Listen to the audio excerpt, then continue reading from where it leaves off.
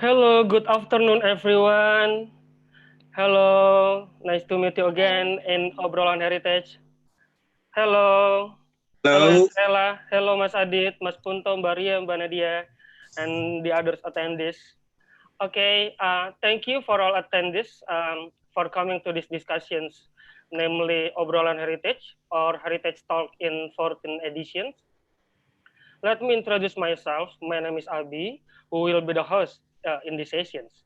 The Heritage Talk 40 with the title Striving for Excellence, How We Drive Museum Industry During COVID-19. In study case Thailand under the Spell Museum, participatory online platform with co-create content to promote museum industry for long-term development. Thank you, attendees, for your waiting. And now let me introduce for the rundown. Um, yeah, the discussion will open at 4 p.m. And then for the second one, moderator will open the discussion and have an introduction about the heritage talk and the speakers and the rundown. Moderator will invite the Secretariat of Network to give a brief explanation about the network. The network secretariat who will give the explanation about the network as well. Every network members will present their current studies and strategy during pandemic in COVID-19 era. Maybe around in 30 until 5 minutes for each. After that, the Q&A sessions. For all attendees, have to write the questions in column comment below in English as well. And then for the last, the closing session. And don't forget to take photo session in the last session. So don't go anywhere and still join with us. Okay, now we have to invite Miss Nadia. Hello, Miss Nadia Rinandi. Hello, Abi. Nice to meet you. Nice to meet you too, Miss Nadia. Thank you for join and invite us. Okay, so maybe we can start the presentation. Miss Nadia will moderate the presentation session. Time is yours. Thank you. Thank you, Abi. Hello, everybody, and especially hello and thank you to join this Obrolan Heritage or Heritage Talk. This is the 40th of Heritage Talk that we initiate this talk since 2016 with the Indonesian Institute of Architects. And for this talk, we also would like to say very much thank you for the Department of Architecture, Trisakti University, who facilitate us for this talk this time. And today, our colleagues from that's Trading Post Heritage Network member from Thailand, Dr. Hatairat Estrella Montien, will give a presentation about under the title of Under the Spell of the Museum. This is, she will talk about how we promote museums when you can go to the museum. So Dr. Estrella Montien is a museum consultant and lecturer working in the field of museum planning. She was a driving force behind the start to completion of Ban Hollanda, an information center of Thai-Dutch relation. She has also a particular interest in museum for social change and decolonizing museum. So in this heritage talk today, we will also have a special participant from the Dutch Trading Post Heritage Network Asia. This network was established in 2014 with the initiative from Hirado. Our colleagues from Hirado will introduce about this network later after Dr. Estrella finish her presentation. And after she finished the presentation, we would also invite the Dutch Trading Post Heritage Network member to also to explain what their experience during the pandemic. Estrella, could you please join? And before that, I will say hello to the two members of Heritage, Dutch Trading Post Heritage Network. Hello, Rosli. Hello, Remco and Kumiko. Hello.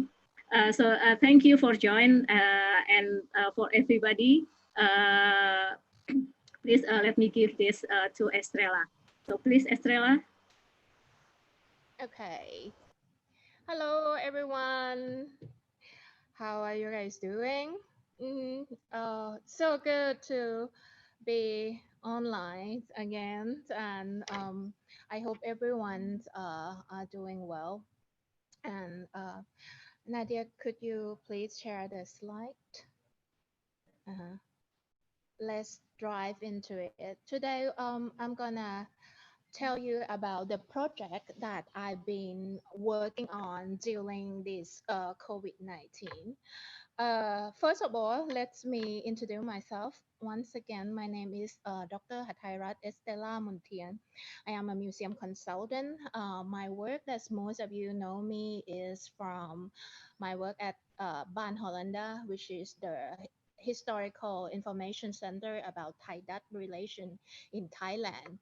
And also I work on other projects as a consultant for last year in National Housing Authority, the virtual museum, and work as a lecturer. Uh-huh. So, my work actually since last year, I based in Thailand about 6 months, and I go to work overseas 6 months. So it's half half.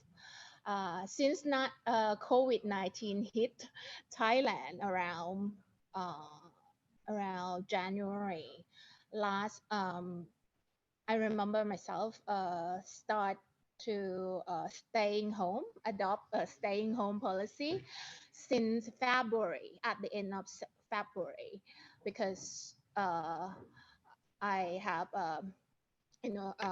on top of this, I have a bad health condition, which I have a high blood pressure, which Thai government issue that people who had certain disease should stay home. So I stay home early. In this period, I found an online group called Under the Spell of Museum. พี่คะเบานิดนึง uh, Under the Spell of Museum in Thai ไปพิพิธภัณฑ์แล้วหัวใจเบิกบานนะคะ it mean when you go to museum your heart is blossoming. That's the name of the group in Thai. uh-huh. So this museum start in early March. Could you go for the next presentation, please? Next slide. So during and during COVID-19 pandemic, it forced us, you people cannot go to experience the site, the on-site experience in the museum. So it's reshaped us as museum professional to rethink how you can promote museum while still at home. It's quite challenging to keep people interest and motivation that going in the museum industry. So this group is one solution that I use to combat my solidarity for my mental health, because I also need to interact with others, and also for museum professional. Next slide, please. Yeah, solidarity had changed the way how people live and socialize, and we have to rethink how we could access to cultural assets when travel become difficult. And in my case, my idea of working overseas this year It's just not possible. I don't see it's happening. And by the prediction of ITA, it won't resume the same until 2023. Uh-huh. And so what we gonna do? I want to go to Indonesia now. I can't. Uh-huh. So we have to rethink about how we experience museum when we still at home. So next slide, please. Mhm. So this group were found on Facebook, and I can say that there are two big group of audience that come to participate in this platform. One is general public, which museum and non-museum goer. Uh, Museum goer and non-museum goer. And second group is museum professionals. So this 2 months, we have 1,000 member. Uh-huh. Next slide, please.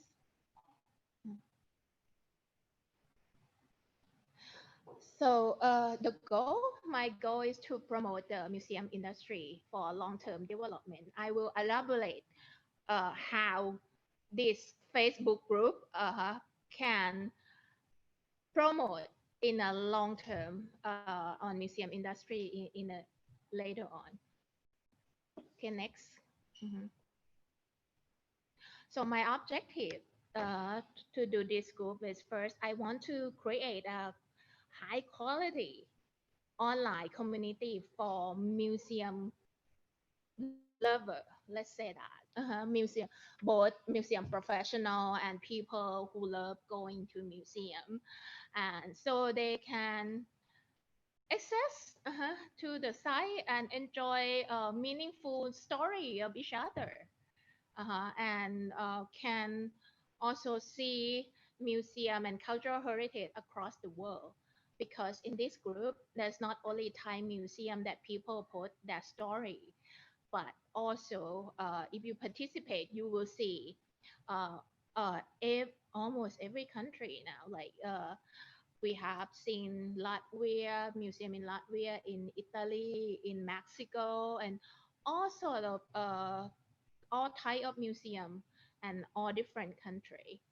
So my second objective is to create a digital resource that enhance on-site experience for visitor. Well, this is like, when you go online and you want to go to restaurant, you find the stuff online about the review of the restaurant. And this is the same idea that people review their experience in digital. And when you have that information, it's help you to decide, oh, maybe when I go to that country, I want to go to visit in this particular museum because I've seen it before. This kind of my objective. And third, create cross-border dialogue, exchange good practice with international partner, and promote cultural diplomacy. So what is this all about? So now I'm thinking big. It's not just about Thai museum. It's not about Thai people posting their personal story online in this Facebook group, but also now we have Indonesia. Thank you, Nadia, that be my first partner to create the same model in your Yeah. country. So it will be called under spell of Museum Indonesia, where you can, and you're excited about this. It's just, you're not just looking for information by media, by the source of agency news, but you look, you have an access to personal archive. My picture and people picture, different perspective are presented in this forum. Information by local. that we can have access to. So this is my three objectives to create this group. Next, please. Well, the approach that I use in this we call community of practice, right? So it's a Facebook group. It's co-creating practice, or in museum world we call this participatory approach with using community of practice. Uh, First is the domain. The domain is member who are brought together and share their passion about museum and cultural visitation. Member come. Second is the community, the collective learning that bond them over time by exchanging image, information, viewpoint, and sentimental value. So people know each other via this community, online community. And that leads to the third, the practice, which is the interaction and exchange between members, produce result in pictorial archive, personal story, and collective memory. So they all share this wonderful story and picture, and they have conversations. So these are the community of practice that are implement in this forum. Next, please. So look at statistic. By 2 months, we got 1,000 each member, 1,100 member. It's rising, and 69% are women, uh, and 30% are men. And the group, the big age group is 35 to 44, uh-huh, which is skyrocket. And from mostly Thailand, and there's some Indonesia, some people from the state and United Kingdom and other countries. So, well, what can we learn from this statistics? It's quite interesting for me as a museum professional that when I see people posting their story on the platform, how they share their experience. Uh-huh. Uh, like one person at age of 50, their occupation is they retire, they are retired and they travel around the world to see museum with their family or their daughter, and what kind of thing that they are interested in. Uh-huh. And there's like some, like, it's a good sword for visitor study for me to see what object they are interested in, what kind of time that they spend in the museum or outside. Mhm. So from the post, you see a lot different story that you can understand your visitor better. Next.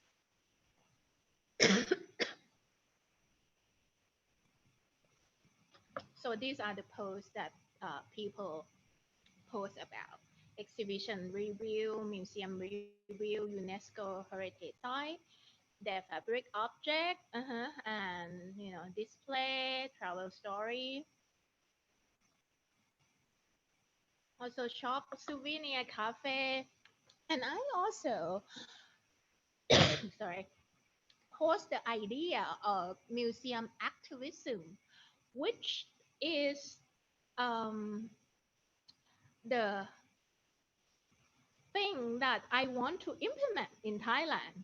So I share this idea how I want to implement the new practice, and there are some people that interested in this.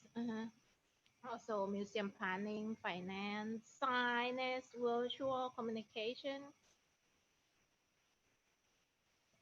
education, and news and even like a photography moment in the museum. People share their sentimentals, story about museum in this forum. I think it's quite interesting. Next. So, of course, this is not the only museum Facebook group in the country. There are many others. But what I found that we are different from other museum group is that there's some member in this Zoom meeting. They can confirm if my hypothesis is right or not. But what I see that this is different from other group is the character. Like this is fun-loving museum community, and what's astonishing about this is high quality content that people put in. They put a lot of effort telling the story, find the best picture, and that lead to it's so joyful to read. Uh-huh. And it's something fun, but also uh, educational. And open your world. I just gave example earlier that there was one member posting about the picture of museum in Dublin, the National Museum in Dublin. Well, usually when you go to National Gallery or National Museum, the the interior, the background interior, often are red. Mhm. Like National Gallery London, National Gallery Singapore, National Gallery Sydney, uh, all background in red color. But when this member posting National Gallery Dublin, it blue. It's quite um, extraordinary blue, which I have never seen anywhere before. So this is eye-opening for me as a museum planner. That they also use this color in museum interior, which I never have seen it before. And also, one post is about museum art history of art museum in Austria, in Vienna. So I was so confident as I study art history that I went for the right reason, the right object. So I went to see Velasquez and have a picture.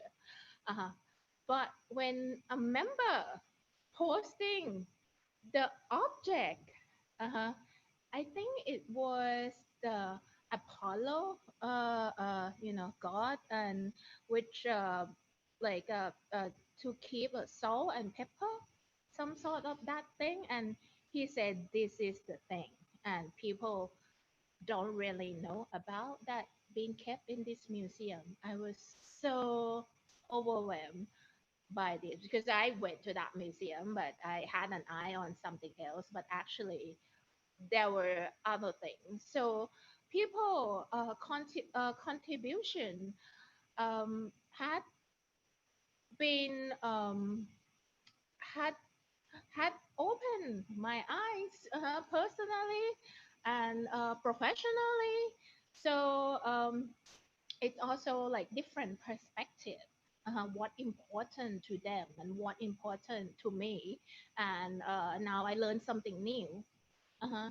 And then I say, this is a lot of variety of content, like all kind of content from museum review, from travel, from one object, one favorite object, and other thing is no political or not yet post on this museum group. So I quite present to join, and our participations level are very high. People are posting like in 2 months there are 700 posts from member and I think now it's more and more 5,000 image that been putting around the world. So it's quite a learning resort that I never thought of it before. Next, please. So of course, um, the platform is great, but also I think the how you lay out the characteristic of the group is also important. Your style of moderation strategy, because when this is not nothing new actually. People have Facebook group all the time, in museum, in all kind of group. But often you see when you have Facebook group, you as a moderator, as an admin, you are the only one that playing in that group eventually, because you posting it, and not many people respond to your post. I'm not pretending that I'm an expert, but I'm sharing with you what I think would work for me. uh that how I create this online community. First of all, it's personal. I make this personal. I don't want to be an institutions or the guru, or set up this platform, but it's conversation over a lecture. It's the story that I tell my friend, how I tell my family, how I tell uh, people, and I don't need to be a museum expert all the time. But in the meantime, when I know something um, quite detailed, I tell those details. So if you participate in this forum, you will see that it's more personal than being institutions, or some way that people look up to. Not it's not. uh, Second thing is, I think it's very important is connecting your audience with your heart. This is like the key of all thing, I think personally.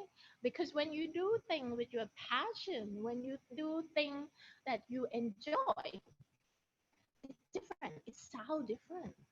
I didn't do this post as a chore. It's not my duty to post anything. But when you can tell, people who are admin of any group that you participate, they're doing it like a chore. They're doing it with no emotion almost. When they put a link on, so this is it, and go look at it, guys. So there are no conversation. Even when I post a link about the news, about I summarize it. I look at it and I say, this is a hot news now. What's happening, to summarize and find out more, and then I put the link. But you have to have conversation first, to take people, to engage with people, and a lot of people are interested in what's go around, and uh, a lot of news link that being posted on my group have a lot of likes. Mhm. So third, encourage respondent to feel social. Sometimes you also need them to participate.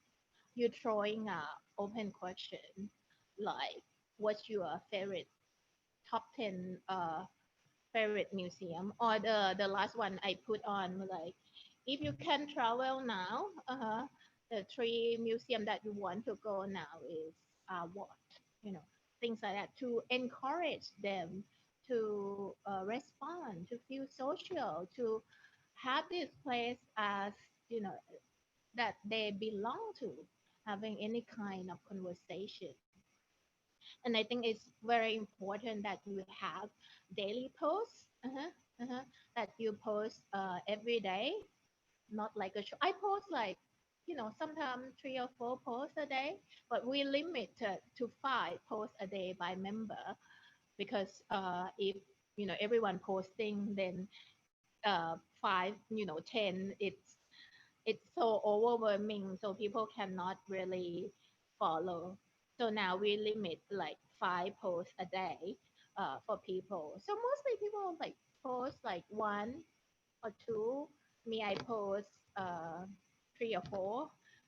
Sometimes it's a good day, I post 5. But I post daily, and my post doesn't have to be long, doesn't have to be a lecture. It can be like I scroll my phone and saw the picture, and I thought of something, so I just post it. Like I remember I have a picture of the chandelier in the Rijksmuseum like 2 years ago in my phone. So I post that picture and tell them about this was the new invention and by Philip, that LED lighting and so on. So just one picture, simple, but you have to really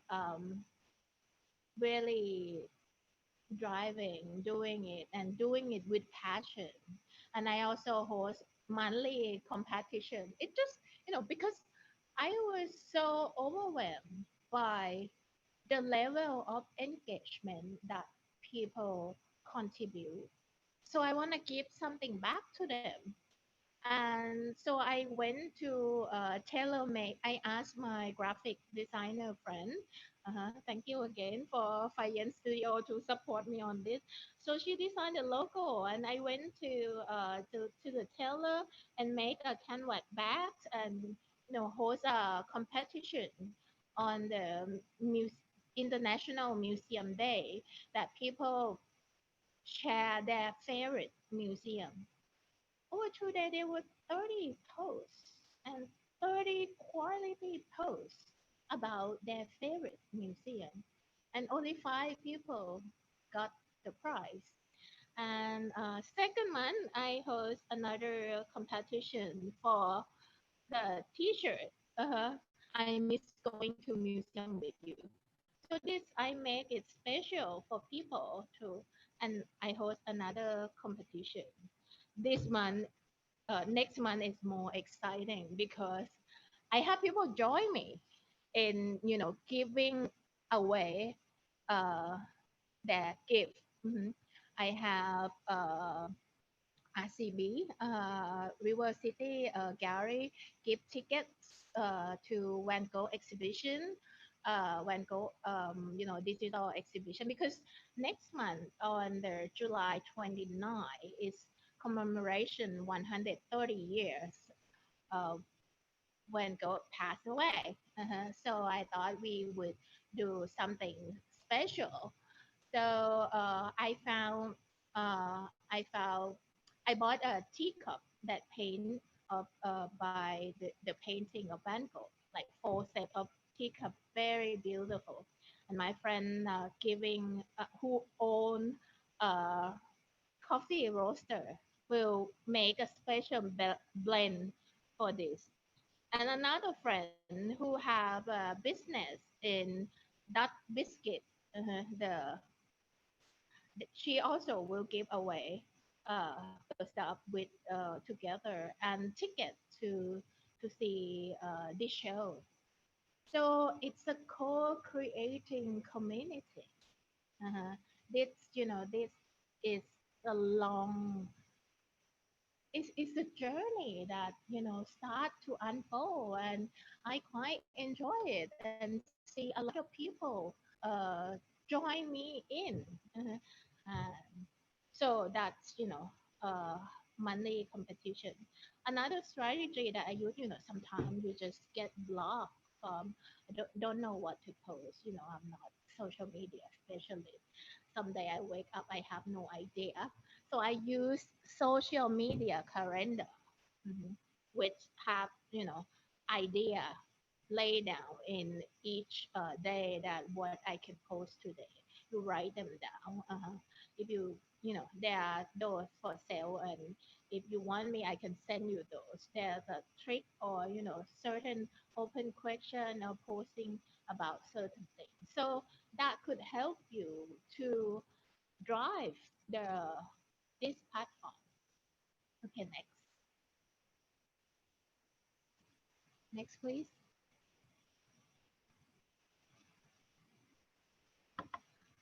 The point is, how this contribute to long-term museum industry development. You see, it's for some of you, it's like, oh, this is nothing new. This is, people posting picture online. It's silly, and but you know what? If you familiar with museum experience theory by John Falk, and this is a classic museum theory. You see it on my slide here. On on uh, on the bottom, this is written like 20 years ago. So they have a revision on the top one. So basically, museum experience are the overlap between personal context, socio cultural context, and physical context. Next, please. So personal context mean like prior experience, interest, knowledge, motivation, belief, and values. Uh, so the rest you can read it on on the on the screen. But to participate in this Facebook group, uh, help you to build your insight. You seen picture, you read review, you post a comment, you share an idea, you participate in competition, you write something, and that contribute to your personal context. Uh, so imagine, this is the audience development in micro level. Imagine, you have visitor who have healthy personal context, which means they are interested, they are motivated, they have prior experience and knowledge about the thing that you showing. Uh, and at least motivation to want to go to visit the museum. They have healthy component of this. So from personal level, which mean which mean that you have a bigger audience eventually, because people are more interested in the museum, are more going and more moderating, and it this drive them to go to want to go to actual site. If you participate in this, I think some of you are here that now is you have the long list of museum that you want to go. uh, and what happened in the bigger picture when people have healthy relationship, uh, and this like demolish their boundary. Um, when people don't know what to do or what to see in the museum, and but they read the review, they also have this insight that help them to step in the museum world easier. That I found that, and I think this contributes to the bigger picture in the society, in the museum industry. Mhm. Next. Mhm. So what's the future of this group? By far I've done this 2 months, 2 months and a half. You know, the response is overwhelming, and people want to meet. Actually, people want to meet and want to go to museum together. And ta-da, we have a sponsor. That's a good news. Okay, so the first meetup will be host in August. We're planning to do in August. And we have a sponsor that want to sponsor this event, and we have people that want to join this event. Second thing is come with this nearly future. Someone someone post in the Facebook group that you know they are overwhelmed by information that been written down or been posting in this uh, Facebook. Now they want to go to a lot of places in the world. It would be nice to have a map, uh-huh, that can now I want to go to Italy. I will just look and click on the map and we'll see the link, the content that and the picture that people had put on it. So there will be a map project that we will take this content to put it up in the world so that um, we member can be easy access to see the review and the picture when they go overseas or when they want to use it. So that's very exciting as well. For me, that I travel a lot, so I could make a good use of it. Uh, and also the cooperation with Thai Library project. So um, this will be we are doing the project together. Mhm. It's still confidential, but there, my point is that there are people who step in because they see values of what we're doing here and want to help us amplify what uh, the content, the quality of conversation that we are talking in the larger scale by putting money and effort into it. And also, the last thing is museum activism exercise. I've been working in this museum industry for 15 years this year, and I want to try something new, which like museum activism. The new definition of museum by ICOM last year in Tokyo. They talk about museum for equality, museum like the word like social justice, the word like that um, humanity. This kind of word we haven't seen it before. It was not in the older version of museum definition. We were talking about learning, enjoyment, and so on. But in this decade, museum have different role, and this is the dynamic of the future. And I want to practice it personally. I want to practice it, and I found people who want to exercise this together. So we will have a subgroup of museum activism group that will be have a meeting. So we'll meet with a museum professional and activists in Thailand. So those two will join in this, and let's see what it unfolds. Mhm. So this future of this group that so far, but this is 2 months. Next.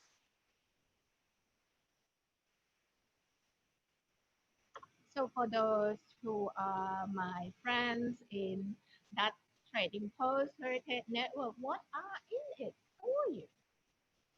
So I think we've been having this network for how many years? 5, 6 years together, and our communication to public is still limited because uh, um, because there's one way effort. We have Facebook page, we have one admin or two, and not ongoing and so on.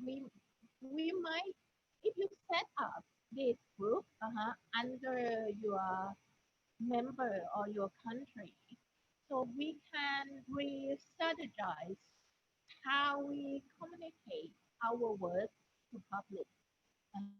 Because the way before this we build the content and we find the audience, right? But this is the other way around.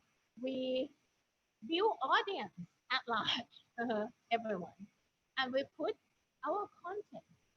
So it's a strategy how we communicate with public. Uh, And also, if you join this project, I think it will also tighten our collaboration between members. I mean, don't get me wrong, meeting once a year is nice. So, it's like family reunion. But also, we have so much more to share. We have different expertise in our museum network. We have world-class scholar, we have museologists, we have best architects, we have conservation technique, we have so much more, and more than just meeting once a week, um, that limits our potential. But if we can do something in regular basis, uh, that could lead to something new. And also, my last point is that if now we have Thailand, and I distribute my work and promoting that trading post on this forum. Nadia, accept my invitation. Thank you so much. So Indonesia will have a Facebook group as well, which is have different core content. So it will be museum and heritage site, portrait, uh, conservation practice. This is something so exciting because her office has been in this industry, a specialist in this industry for a long time. And I love to see those photos and read the story, how you renovate certain site, what kind of approach you do, and this cannot be learned only once a year, but can be learned like monthly basis. Reading in the forum, in the on your own time and your own term. Mhm. And also, this is the cheapest way to promote your work across the globe. Uh, like India had one group, but I will encourage my member to go on the forum and see your work, and they plan to visit and so on. So this will be more pleasant to the world. This is like in very local. Uh-huh. And so this is about today. I hope by the end of this, some of you will consider to set up the under the spell of museum in your country and help us work, build stronger community as a global platform. Thank you.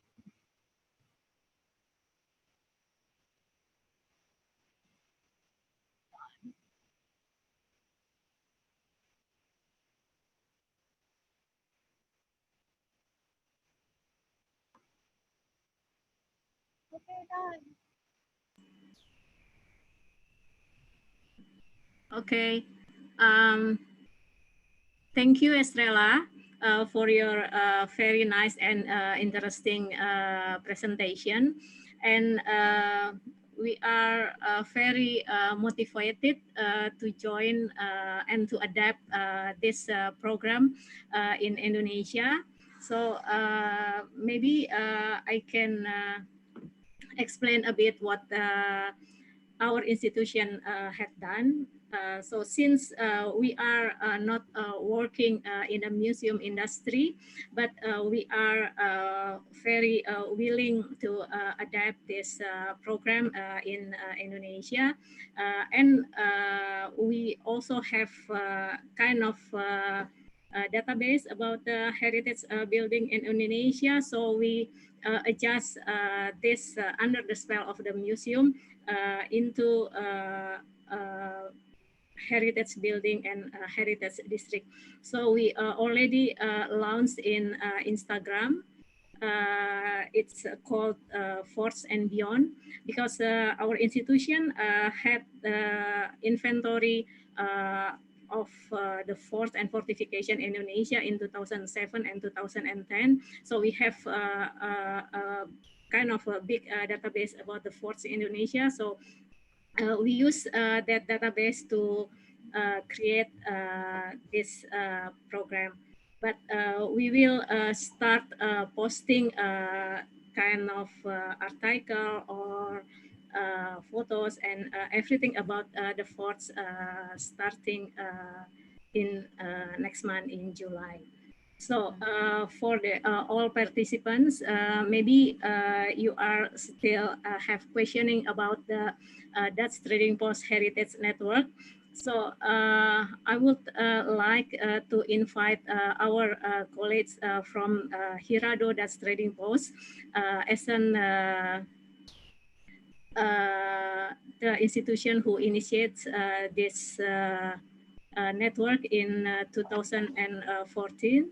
So please, Hirado, that's Trading Post, Remco Frolk or Kumiko Sakamoto, could you explain about this network and also explain about what's your experience in the Hirado, that's Trading Post during this COVID-19? Thank you.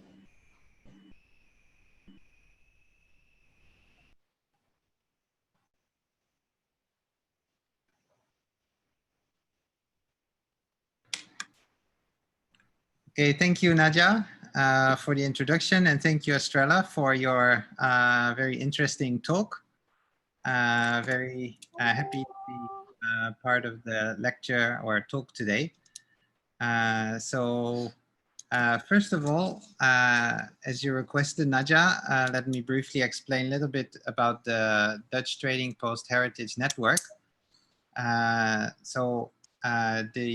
In 2014, the director of our museum in Hirado, which is the Dutch, the site of the former Dutch Trading Post here, the director found that we always study the local heritage sites from a local perspective. So we always look at the Japanese circumstances and the interaction between Japanese and the Dutch here in Hirado 400 years ago. However, the more we research, there's more and more links with other Asian cities came up, and actually most of the trade was part of the Asian trade, not the direct trade with Holland. So we were wondering what other heritage sites still exist in Asia, and we realized that we know actually very little about all the other heritage sites around Asia and what's going on there. So then the director proposed to set up a kind of a network to link the places that used to trade with each other again. So that was the start of the Dutch Trading Post Heritage Network. And that was, we had the first meeting in 2015. And first official meeting was in Jakarta, where the network was set up in 2015. And now we have 13 members in 7 different countries across Asia.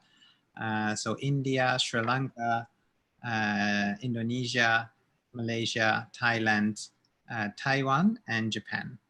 Of course, we focus on the heritage of the Dutch training post in these areas.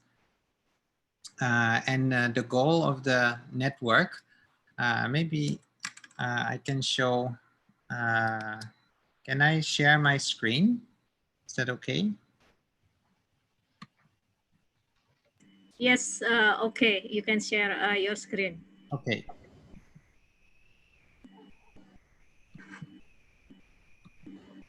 Oh.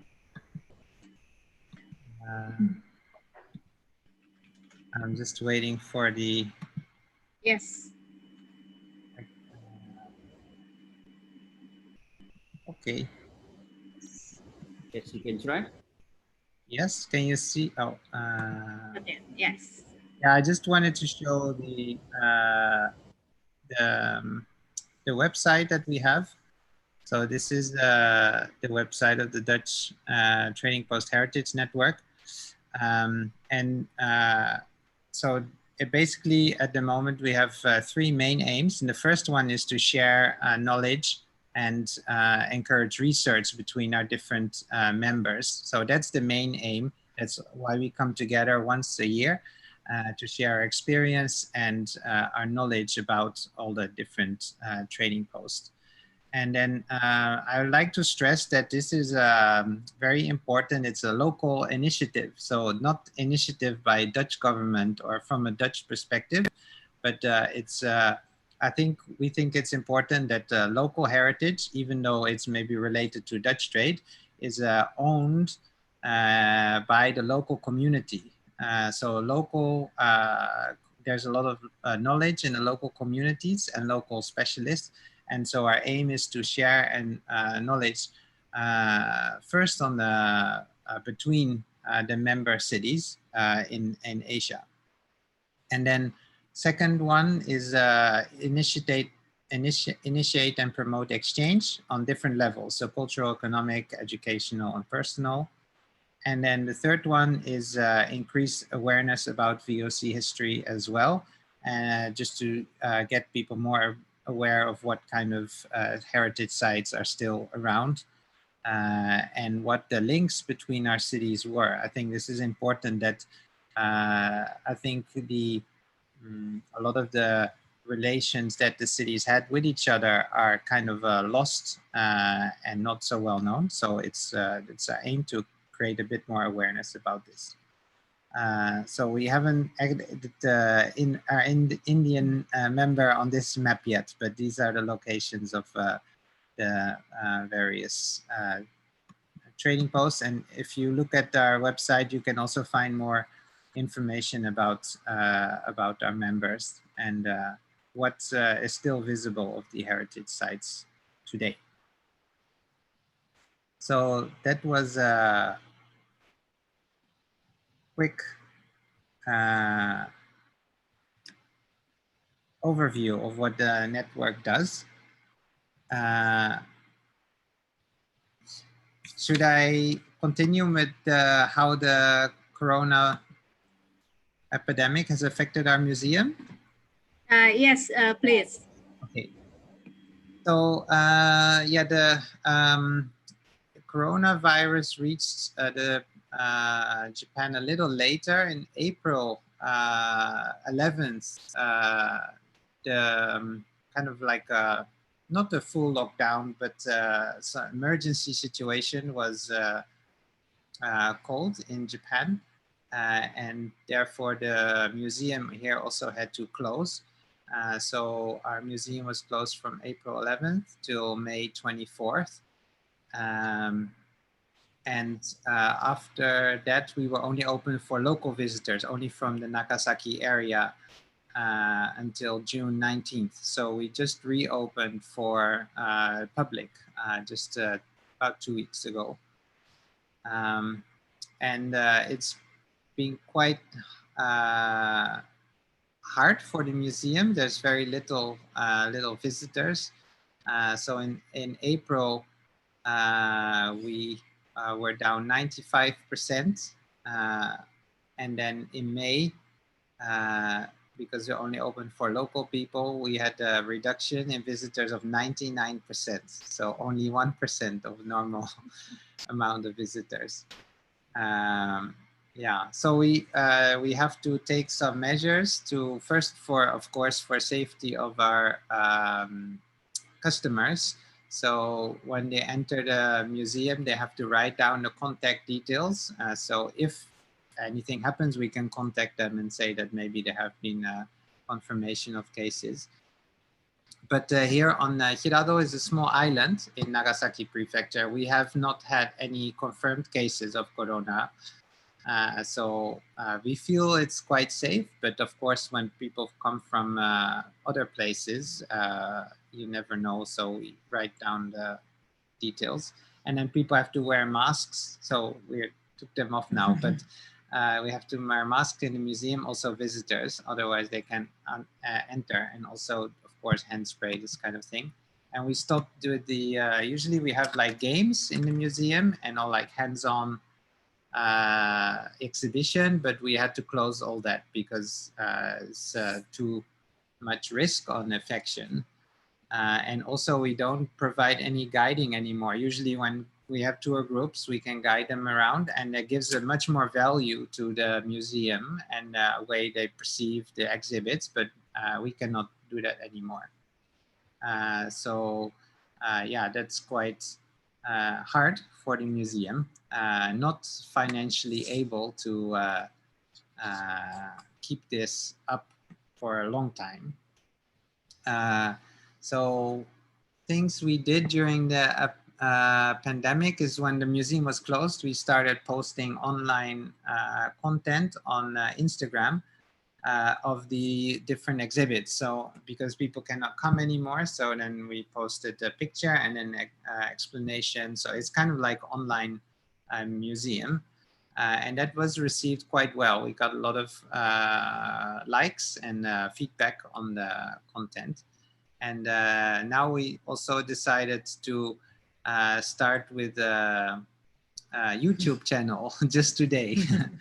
So yeah, I'll post the link to the first YouTube video in the chat. Yeah, so that is the situation in Hirado. So we are moving a bit more on the online world, virtual world. And then, yeah, I also got a message from Dejima about their situation. Is it okay that I continue with that, Nadja?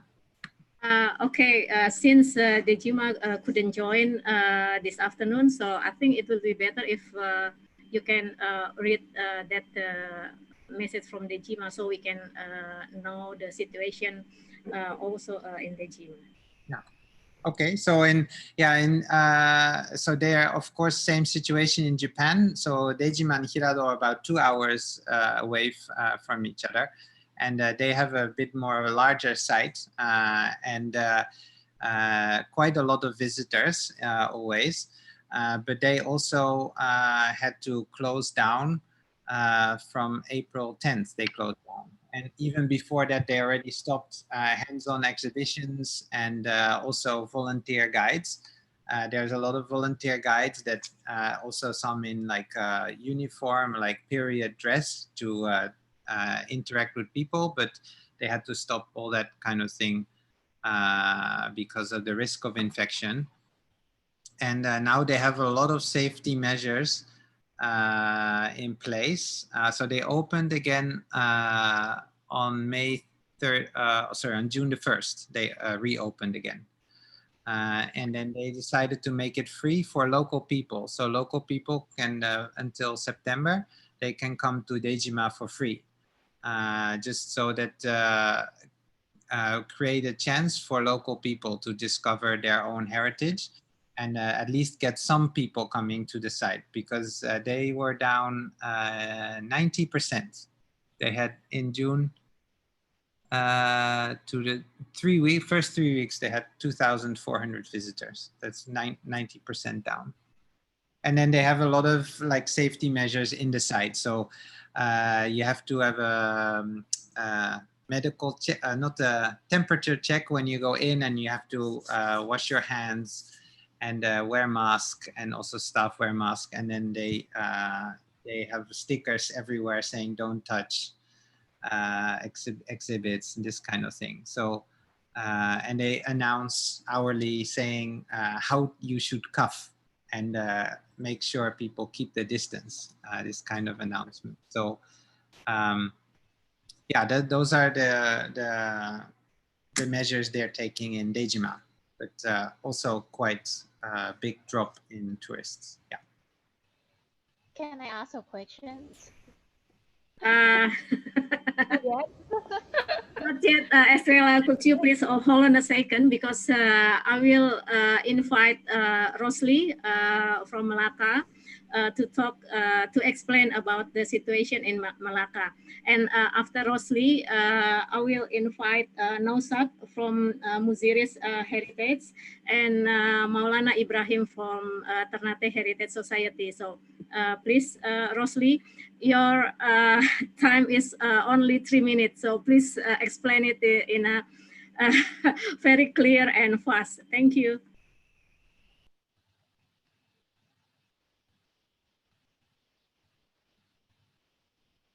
Hello everyone. Actually, for Malacca, Mr. Afzal will do the talking for 3 minutes. So Afzal, please.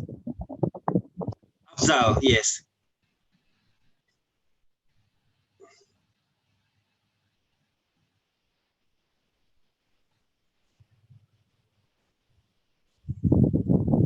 Please unmute Afzal. Yes.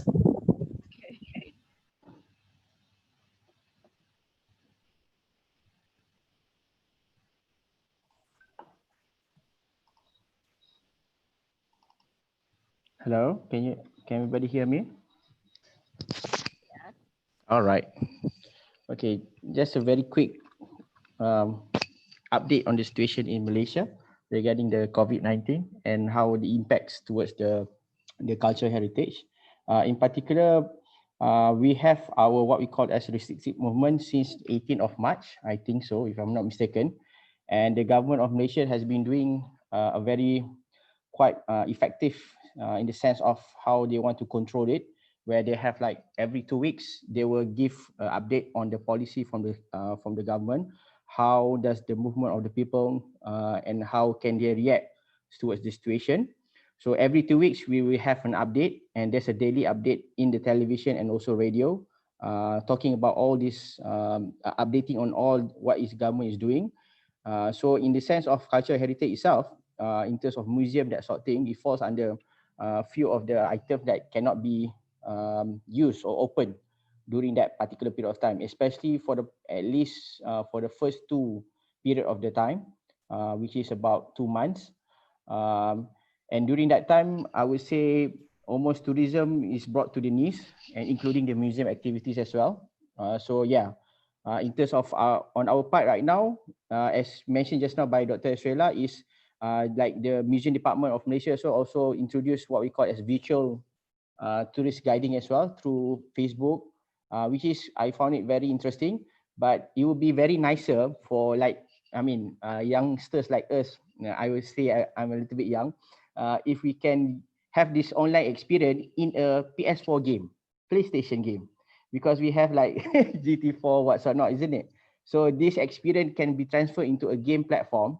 It would be very nice for the children, especially instead of they just playing nonsense type of platform. They might have a proper platform that they can actually learn about anything about history or whatnot. So I think that is another way that we can. I mean, it is something which has been mentioned about among the kids, because they use like wedding activities. They put it inside the PS4 game. I don't know what's the name of the game. So it symbolizes Malaysian culture as well in the video game as well. So there's a few things that I found it very interesting, as been mentioned by Dr. Estrella as well. So yeah, that's about it from our side in Malaysia. Thank you. Thank you, Afzal. Now I would like to invite Muziris Heritage from India. Please, Nausat, could you explain about your experience?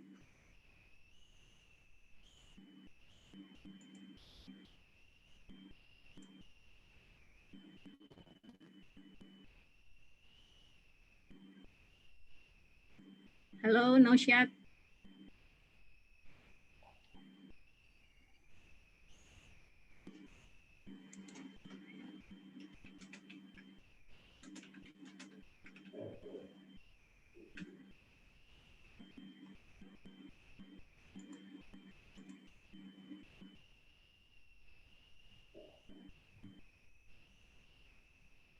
Hello, Noshat.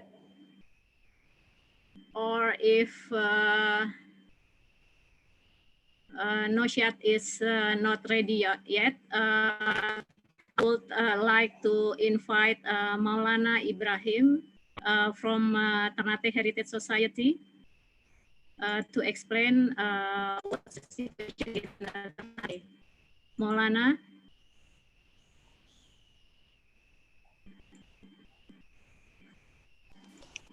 Thank you, Nadia. Yeah. Assalamualaikum warahmatullahi wabarakatuh. Hello, everyone. Greetings from Ternate. I would like to express my thankful for Nadia who hosts this great event. Hello, Remco. Hello, Estela. Very nice presentation. Pak Haji Rosli, Afzal, Azhari, dan semua teman-teman, Bapak Ibu, senior-senior saya di Ternate, ada ahli-ahli museum di sini. Suatu kesempatan yang berbahagia bagi saya bisa ikut berbagi bagaimana situasi di Ternate. Right now, what's happening in Ternate, actually, totally some kind of anomaly things with what's happening in Jakarta. So when you think Indonesia is as a country and the regulation is happening the same with the big city and small city, because what's happened here in Ternate is a very small city in eastern Indonesia. So it's totally different. When people in Jakarta doing the social distancing, physical distancing, we here just live daily, every day like we used to be. So it's not so different before COVID and after COVID. But even though our local government still try to push to follow the regulation from the national government. So the impact to the museum itself, in Ternate we only have actually 2 museums. The first museum established since 1980s, 1981 if I'm not mistaken, from our national government, state that our Sultan Palace become a museum, the Memorial Museum of Ternate, Sultanate of Ternate. So since 1981, that is the only one museum in Ternate. You can visit the Sultan Palace. It's open for public and see the collection inside. We have a collection, a gift from Malacca, a gift from Thailand, from Japan, from China, all over the country who doing a spice trade with us in 15th century.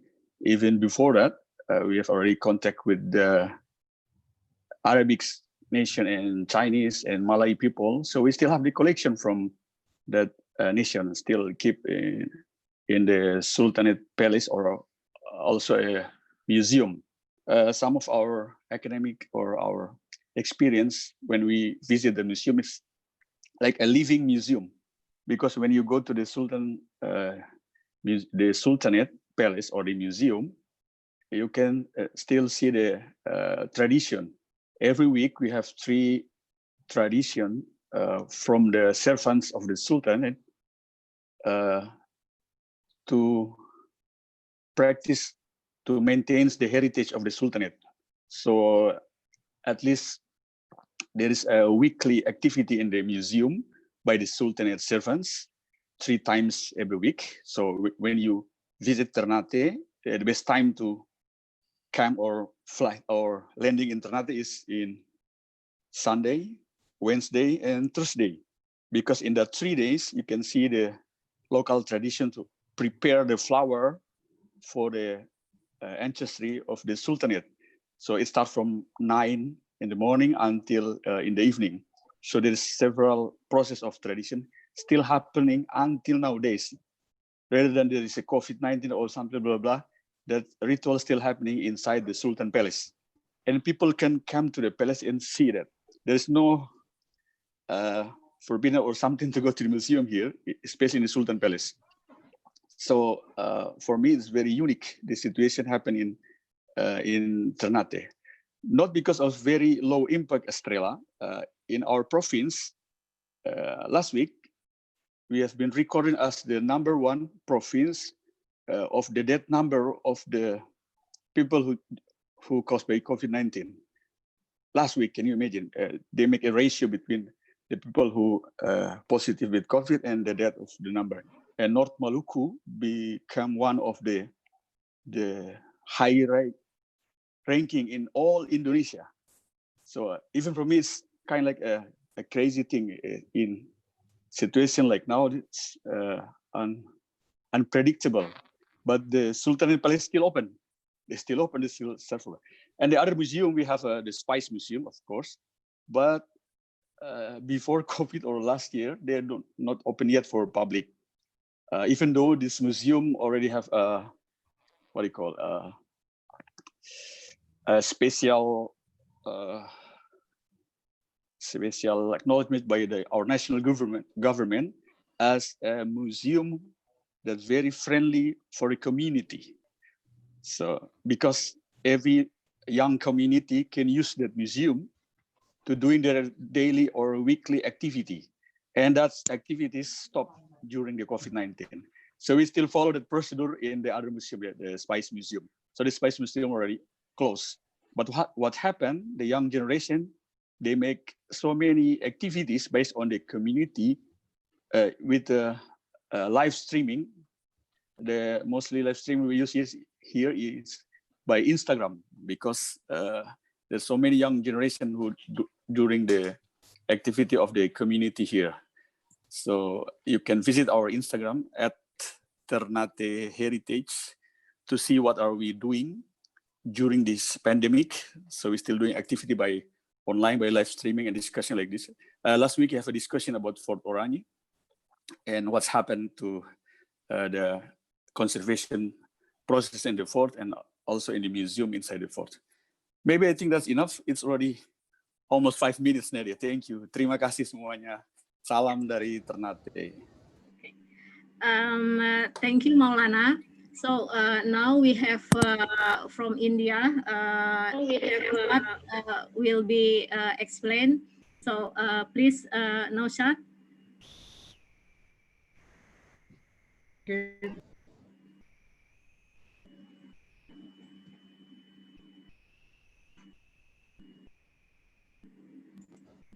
Hello. Yes, please. Hello.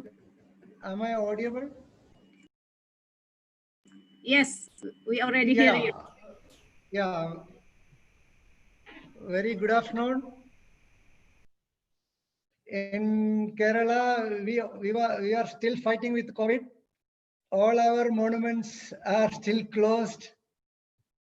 And actually, we fought with COVID and there was almost 0 level.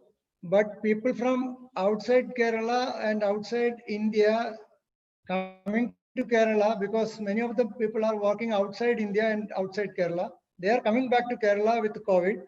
So now we are facing a lot of issues connected with the COVID now. Even though the number is very limited, but the government is taking all the measures and the government is supporting our museum. So there is no issue in maintaining the museum.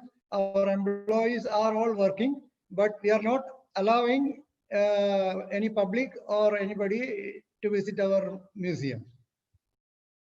Then we are very busy with our continuing restoration work that already started again. Our workforce are all in place, and we are mainly focusing our restoration work in various sites, like in Kottapuram Fort, then Alappuzha Fort, where we are constructing around 21 old museums in our project area. So those works are all going on. Then we used to conduct training for our guides and other connected people, and we are planning for our future activities through Zoom and other connected online platform. Then moreover, we usually post 1 or 2 or 1 postings in our Facebook page and all digital mediums. And we are mainly focusing for our internal domestic tourists by August or September to visit our project. And government already finalized a heritage walk program for students, where we are planning to have around 1 lakh students by rest of the year, and that is 2021. So we will be providing subsidized schemes for our school students. They can come, stay 1 day in our project area, and they can visit all our museums, and it will be free for our school students. So we are mainly focusing this 2021 as our domestic program, and bringing our own school students to our museum or our project area. That's our strategy. Okay, are you finished, Naushat? Yeah, that's. Yeah. Okay. Thank you. Thank you for. Yeah. Thank you for all the Dutch Trading Post Heritage Network member who already sharing your experience about the situation in the Dutch Trading Post in your cities for us. And now I would like to read some of the question that we already have, and some of the question are already answers in the chat group, like the question from Afsal Azari, and also the question from Ardina Rosa. So the first question is from Hasti Tarekat. Greetings from Amsterdam.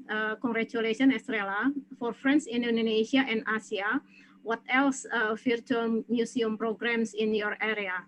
Is there any specific virtual museum that you like a lot? Okay, I think Estrella, could you answer this? Is there any specific virtual museum that you like a lot? And then after that, maybe if there is there are some answer from all of you. Okay.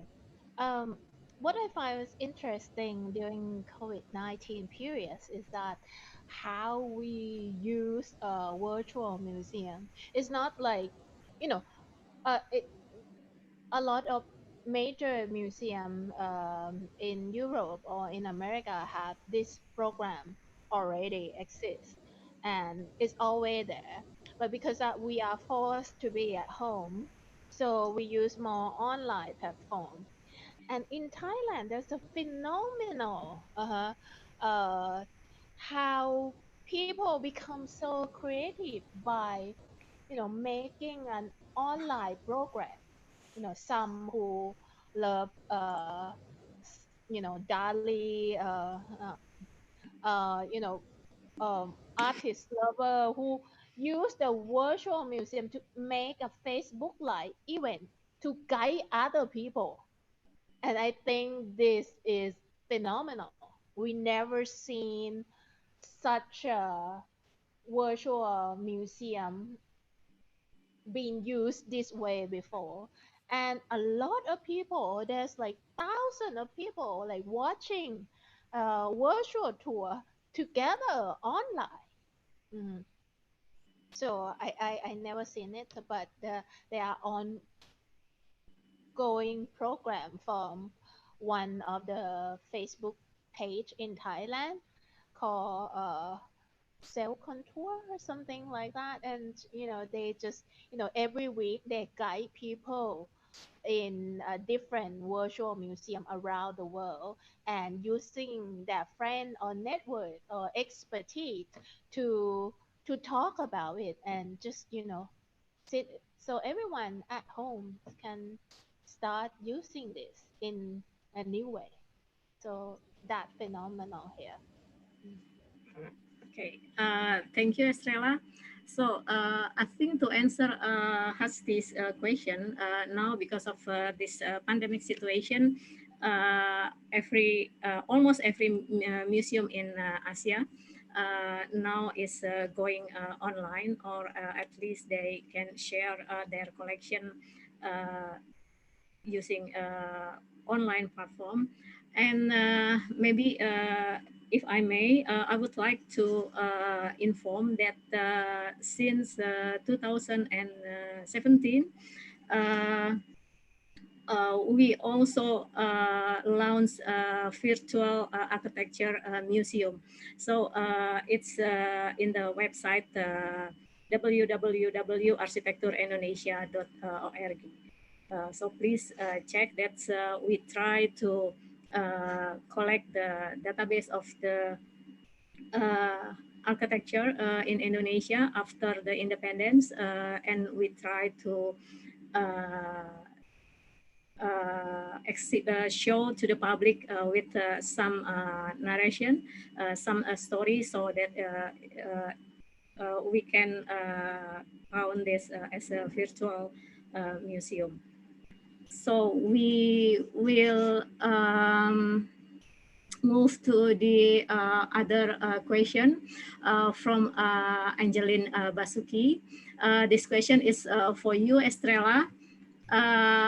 It's very interesting practice you have there. If it's possible, could you, for the member of the host, to share the link of this platform here? So I think Ria is already. I think we can share your platform here in chat, Estrella. Your Facebook link, Facebook group link.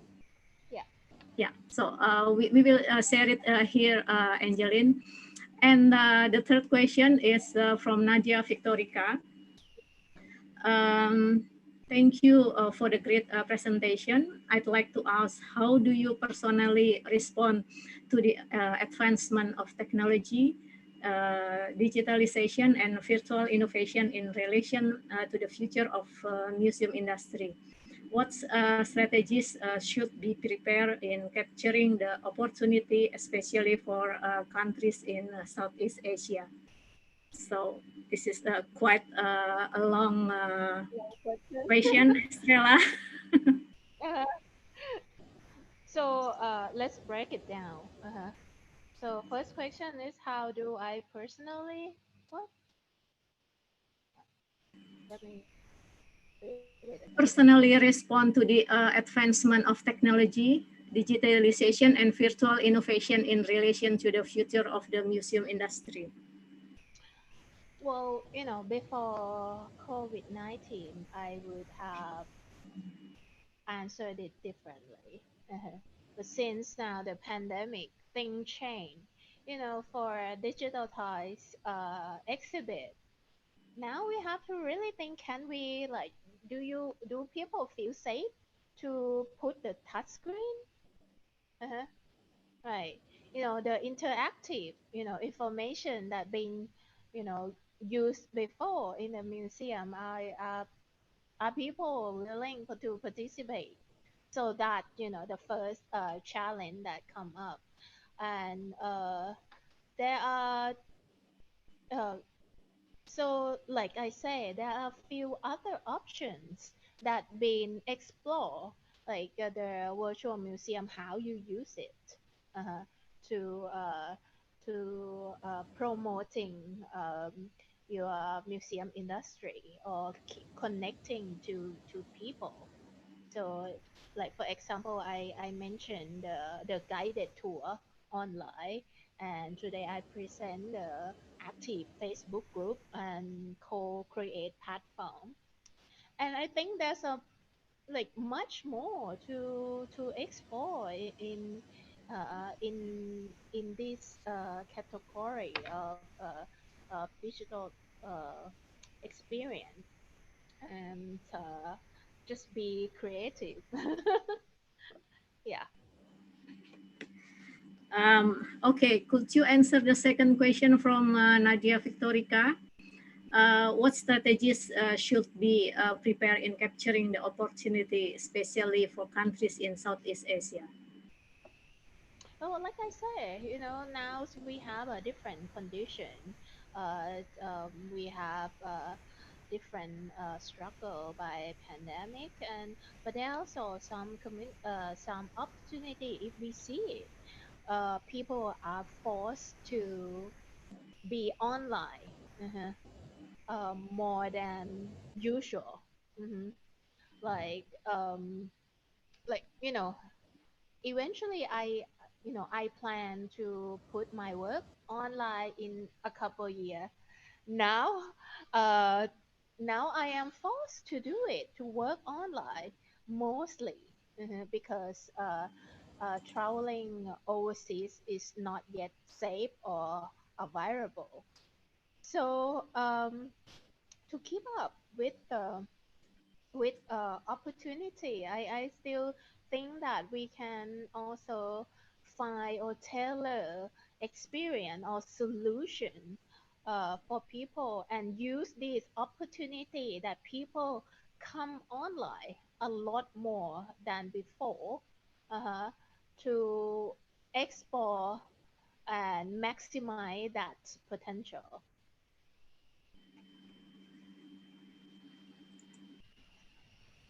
Does that answer your question? Okay. Thank you, Estrella. So we still have time. So I would like to invite if everybody still have question. Please write down in a chat. Or Estrella, I think, do you want to I have a question ask? for Remco. Oh, okay, okay. Please. I have a question for our partner in Japan. Um, Now your museum has been closed for a while. Is that affect the financial for the museum? How much closing due pandemic affect your financial situation? For some members, just India, there's a mention that there's not much effect in terms of because they are fully supported by government. But I'm just wondering how this pandemic affect had an effect in the financial uh, segment. Remco, could you answer this?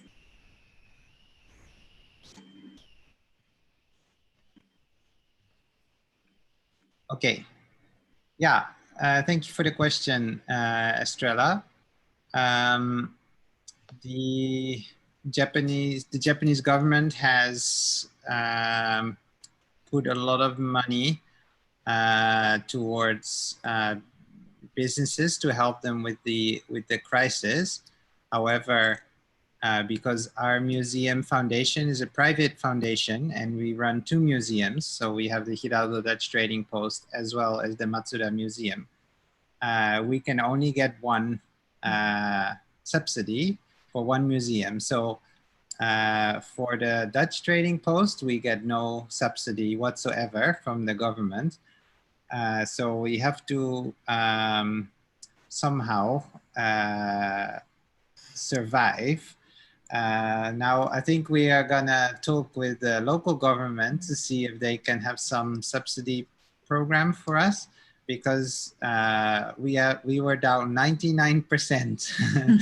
So just 1% visitors. We cannot, even before it was already tough as a museum to survive, but now it's impossible. So yeah, the online content that we create is more for promotion on the long term to engage visitors, but it's more, yeah, a way to kind of keep us in the picture, that people don't forget about us. But financially, we cannot survive like this. So either situation must improve with visitors coming back again and also buying things from the museum shop, or otherwise, yeah, I don't know how long we will manage. But that's the reality of the situation. Yeah. So yeah. Okay, thank you for sharing with Yeah. us. It's Okay. been a tough time for all, I think, in different dimensions. Yeah. Thank you, Remco and Estrella. So I would like to invite Maulana to give a question because he raised a hand. So please, Maulana. Thank you.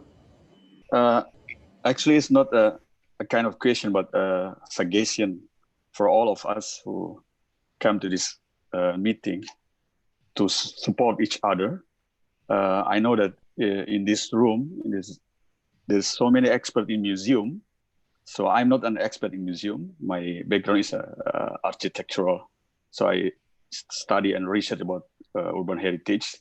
But I think in the global context, in this pandemic situation, even before pandemic, museum in Indonesia, it's not as we can imagine museum in Europe or in the United States, something like that.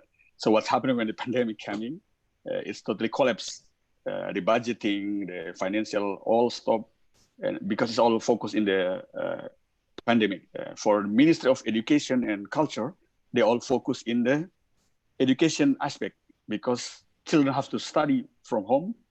They have to learn something. They have to rise to the next level. This is the academic year. So what's happened with the culture effect?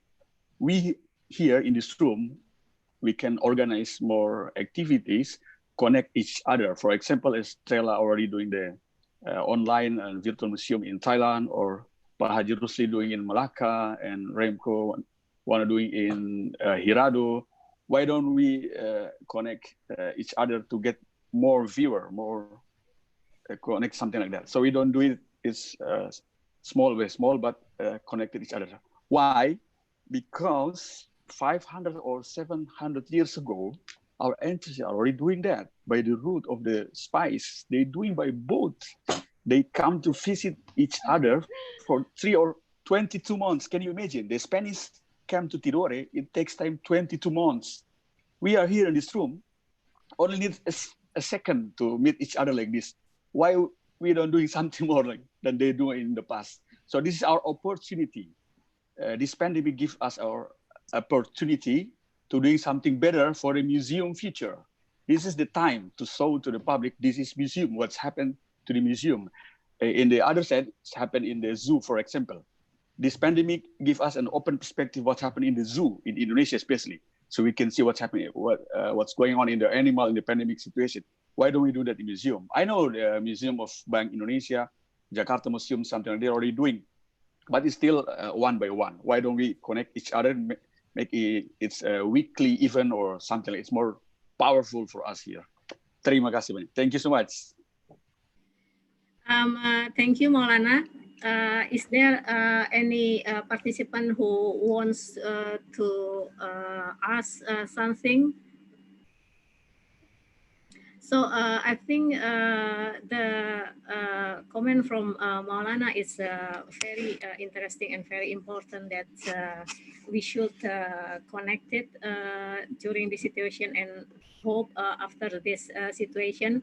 So our institution through this Heritage Talk platform will like to help our Dutch Trading Post Heritage Network to share their experience in their city about their Dutch Trading Post. So maybe in a coming month, the next 2 months, I would like to invite one of you, one by one, every 2 months to give a presentation about your Dutch Trading Post. We can start with on how Hirado doing the reconstruction of the Dutch Trading Post in Hirado, and later Muziris Heritage could sharing their experience about what was happened in Kerala, and later Malacca, Maulana, and I hope other members like Sri Lanka, Thailand will also could join and sharing their experience about this. So, is there any question for?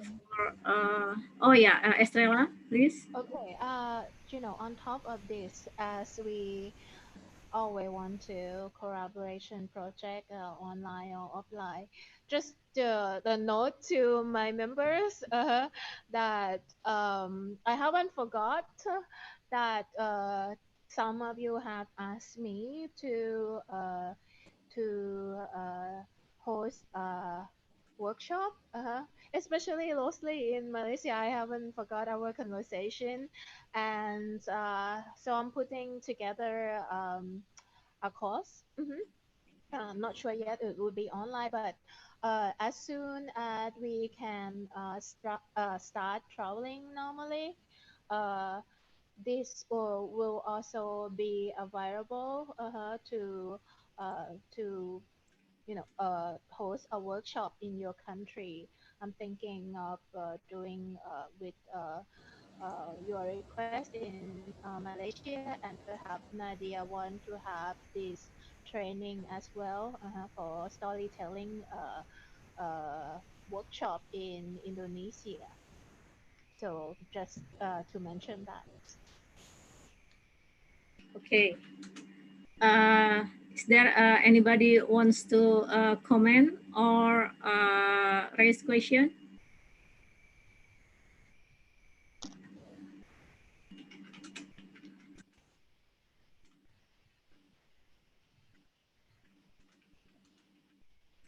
So if oh yeah, Remco, please.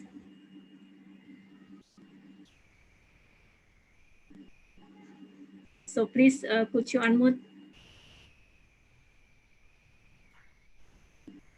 Okay, Yes. yeah, thank you. Yeah, sorry, just one last question for Estrella, actually.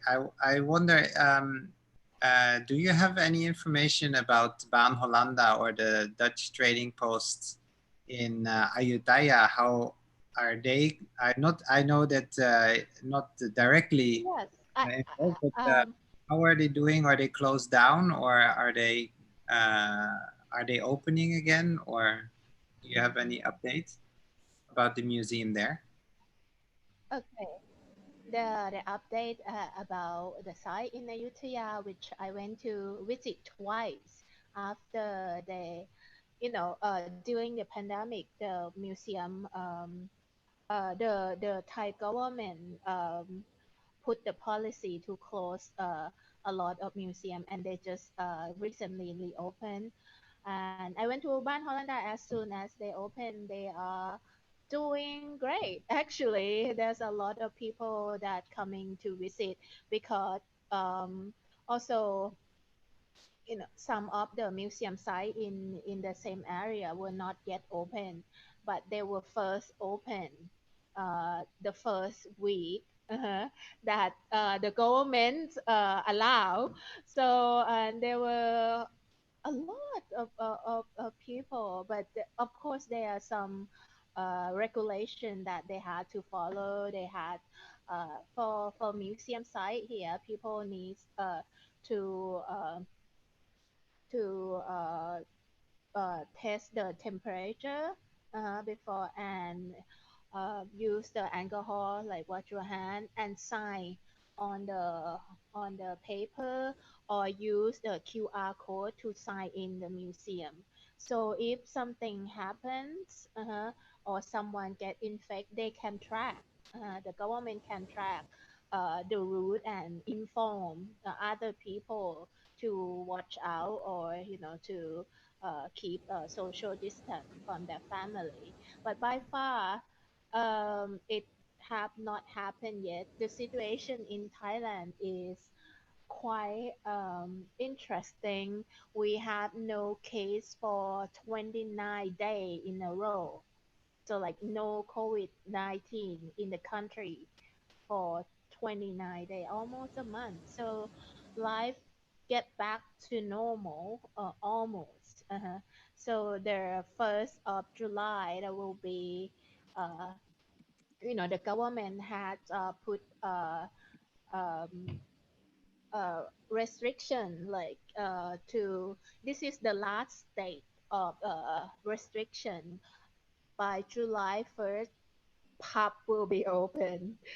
It means that you can drink in the pub or in the restaurant. So so yes, in that sense, we are quite lucky. Okay, Estrella, I received a response from Hasti Tarekat. She shared her experience about the cooperation between Indonesia and the Netherlands to increase capacities of museum professional. So I would like to invite Hasti Tarekat to share a bit about this program and what your what do you think during this pandemic is this project could be still running or not? So please, Mbak Hasti. Can you hear me? Oh yes, yes. Hello. Okay. Hi. It's good morning from Amsterdam. No, good afternoon. It's just 10 to 1 now. It's gray and cold and windy here. So enjoy the tropical weather of Asian countries. I envy all of you. Look at, I have a jacket. Anyway, I joined the team between two countries, Indonesia and the Netherlands, to increase capacities of museum professionals in Indonesia.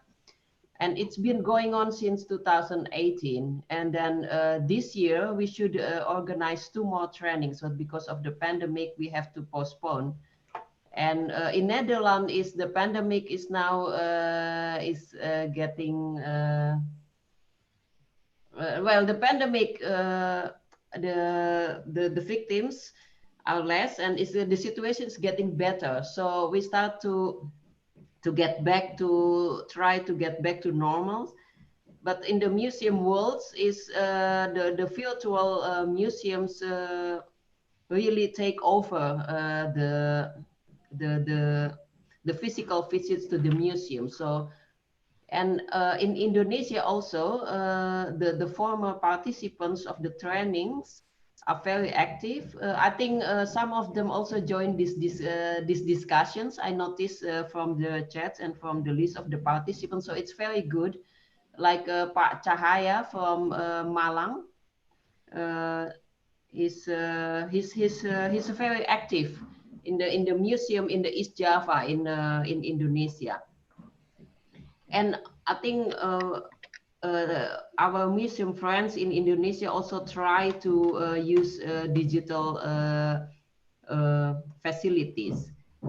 But what I notice is from digitalizations of museums in Indonesia is it is, first of all, it came up during the pandemic, and it's not really plan for the long-term operations. So mostly it's kind of like what we have, what we are doing now. It's a seminar or presenting of using social media. So Instagram is very popular in Indonesia. I think Indonesia is the 3rd largest users of Instagram in the world, and Facebook also, but not digitized museums like what we see in Europe, America, Australia, Japan. They are very advanced, and actually they have been started digitized museum far before the pandemic. So it has nothing to do with the pandemic, but the pandemic increased the facility. But what my suggestion is to my friends in Asia is, I think digitalizations and virtual museums are very useful. Even if the pandemic is over, I think we should try to maximize the benefit of digitalizations, because the outreach is amazing. So you can reach not only your local segment, but also international segments. For examples like museums in Ternate, about spice trail, right? Well, I mean, the former colonies in Europe, like Spain, Portugal, Netherlands, England, they are all interested to see what's going on in Ternate, for example, or Banda. So I think what we need is consistency and commitment of human resources. But if you have 2 or 3 people with a very good sense for IT, I think you will get a lot. You will achieve a lot. So I think Estrella has proved she can do a lot in Thailand with social media. I think in other countries should also follow. But please think and invest in digitized museum, I think. And also for the training that we are going to organize in Indonesia when the pandemic is over. I think it's I hope sometimes next year. Actually, we still hope to have the training in the fall, sometimes November or December. But looking at the situations in Indonesia now and also priority of the Ministry of Education and Culture, I'm not very optimistic about it. So I think in 2020, 21, we will organize trainings again. And the good news is when these 3 years cooperations over, Indonesian government has already asked for continuations. So maybe there will be another 3 years cooperations, something like that. It's a lot of experience and lessons we have learned from the previous trainings from Indonesia, because the participants are about 60 museums from all over Indonesia. And thank you very much, Nadia. I think that's what I can share. Thank you, Mahasti. So I think today we have very encouraging example from Estrella and from all of the Dutch Trading Post Heritage Network members, and also from Hasti. So I would like to conclude this talk today. So during this pandemic situation, so we should be more creative using the digital platform that can be published online. So our activities and our creativity can be enjoyed by the public. So I think all of us agree that the online or digital platform will be the best solution for this situation. So now, thank you very much for Estrella, for all the Dutch Trading Post Heritage Network member, Remco, Kumiko, Maulana, Noshat, Afzal, and Rosli. So I would like to ask my colleagues from Indonesian Institute of Architects, Aditya, to give closing for this talk. So please, Aditya. Hello everyone. Thank you actually for all the speakers. Regarding to the EI, we will to say thank you, and all the participants also, and hopefully this experience network can make us more learn to keep touch and stay alone and stay together, even though we in a distance. Okay, thank you everyone. See you. Thank you. Back to the Bye PDA. bye. So I would give this to the host, Abi, because he will ask all of us to take photos together.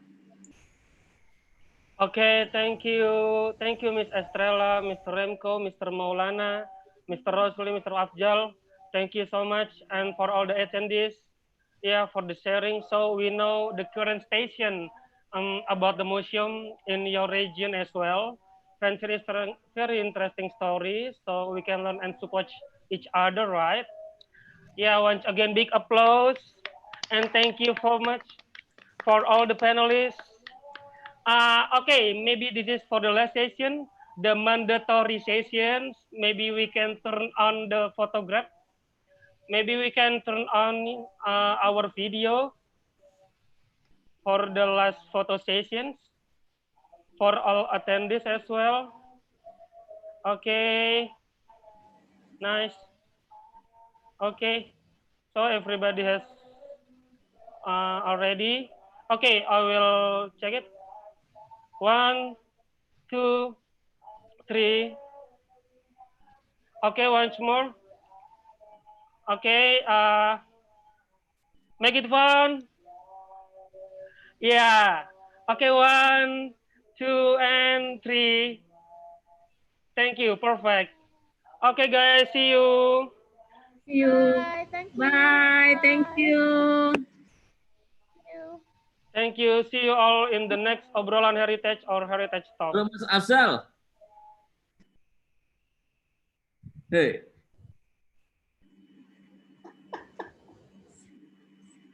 Pak Rosli, halo. Ya, sampai jumpa.